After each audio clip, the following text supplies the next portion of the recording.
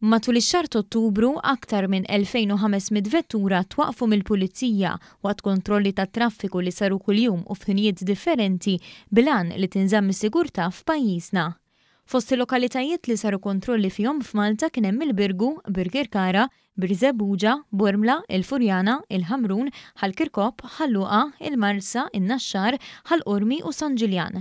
F'Għawdex il-kontrolli tat-traffiku saru f'Għajnsielem u fir-Rabat. Diversi sewwieqa nħarġulhom avviżi ta' kontravenzjoni tat-traffiku, l-aktar għax inqabdu jsuqu bla ċintorin tas-sigurtà.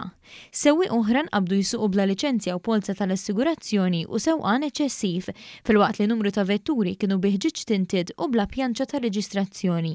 Kien hemm ukoll min instab isuq taħt l-influenza tal-alkoħol u oħrajn li instabu fil-possess ta' droga kokaina u kannabis.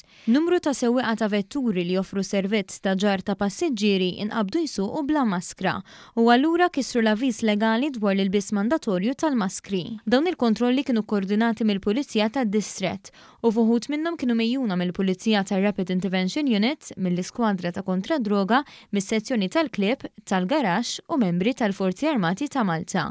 Kontrolli oħra saru mit-taqsima tal-protezzjoni ambjentali dwar diversi illegalitajiet marbuta ma' attivitajiet ta' kaċċa u nsib.